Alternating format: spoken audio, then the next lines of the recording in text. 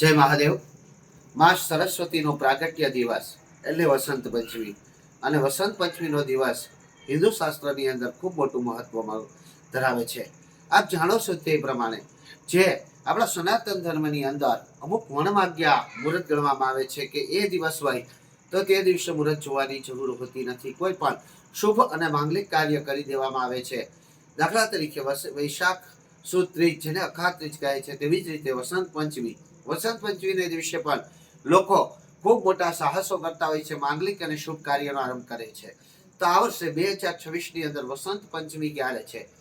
તો વસંત પંચમી આ વખતે શુક્રવાર અને 23 તારીખના રોજ છે। આ વસંત પંચમીને દિવસે શું કરવાથી શું ફાયદો મળે છે? વસંત પંચમીને દિવસે માં સરસ્વતી શારદાના પૂજન કરવામાં આવે છે।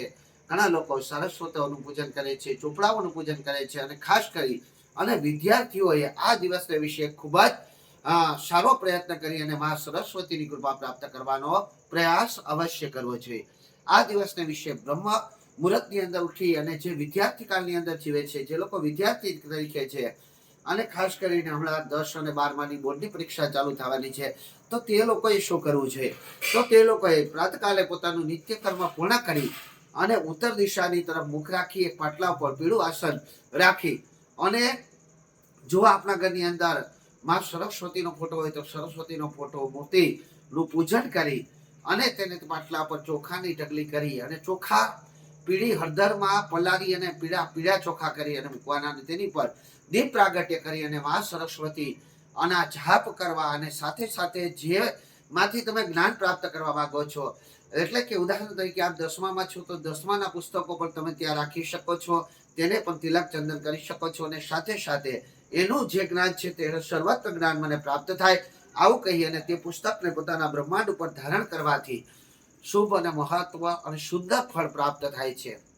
અને સાથે સાથે જે ઘણા બધા બાળકો એવા હોય છે કે જેનું ભણવા તરફ ધ્યાન નથી હોતું। ઘણા લોકો અમને વધારે ફરિયાદ કરતા હોય છે કે આમ બધી રીતે અમારું બાળક સારું છે પરંતુ અભ્યાસમાં એનું કોઈ ધ્યાન નથી હોતું। તો અભ્યાસમાં જેનું ધ્યાન નથી હોતું એવા બાળકો માટે એના માતા પિતાએ એની પાસે ઓમ એમ રીમ શ્રીમ ક્લીમ સરસ્વતી બુદ્ધ જનની સ્વાહા આ મંત્રનો જાપ કરવો જોઈએ।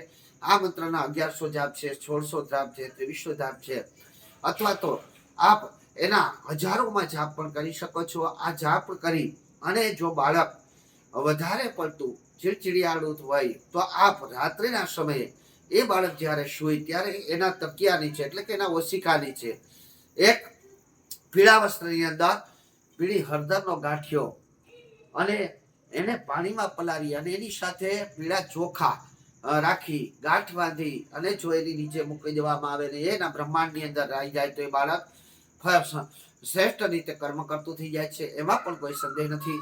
આથી કરી અને આ વસંત પંચમીના દિવસે આપ માં સરસ્વતીની પૂજા કરો અને ખાસ કરી અને જે કર્મકાંડી બ્રાહ્મણો છે કે અન્ય જે કથાકારો છે કે જે માં સરસ્વતી સાથે જોડાયેલા સંગીતકારો છે તેને અવશ્ય માં સરસ્વતીની પૂજા કરવી જોઈએ અને પૂજા કરવાથી તેઓને મહાન જ્ઞાન આગળનું જ્ઞાન જે છે તે પ્રાપ્ત થઈ જાય છે। કારણ કે આપણે એવું કહે છે કે કોઈ પણ વ્યક્તિ સર્વજ્ઞાની હોતો નથી, ગમે તે સ્ટેજ ઉપર હોય પરંતુ ક્યાંક ને ક્યાંક એનામાંથી જ્ઞાનની ઉણપ હોય છે।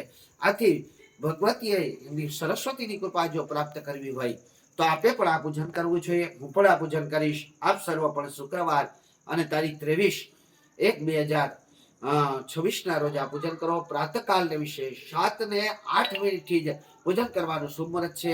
આથી કરી આ 7 ને 8 મિનિટ પછી આપ શુભ કાર્યનો આરંભ કરી શકો છો। સર્વનું કલ્યાણ થાય। આવી જ રીતે કોઈ પણ તહેવારોના વિડીયો જોવા હોય અથવા તો કોઈ પણ તહેવાર વિશે માહિતી જોતી હોય તો આપ અવશ્ય મને પ્રશ્ન કરજો, જેમનો ઉકેલ હું આપને અવશ્ય આપીશ। સાથે સાથે જન્મ કુંડલી તેમજ પ્રશ્ન કુંડલીનો ઉકેલ પણ હું આપને અવશ્ય આપીશ। આપ કથા કરાવવા માંગતા હોય શ્રીમદ દેવી ભાગવત શિવપુરાણ રામકથા કે અન્ય કોઈ પણ પુરાણની અપેક્ષા રાખી અને આપ કથા કરવા માંગતા હોય તો આપ અવશ્ય મારો સંપર્ક કરી શકો છો। મારા વોટ્સઅપ નંબર છે 9687781678। મારા મોબાઈલ નંબર છે 7016 318 887। સર્વનું કલ્યાણ થાઓ। જય મા સરસ્વતી।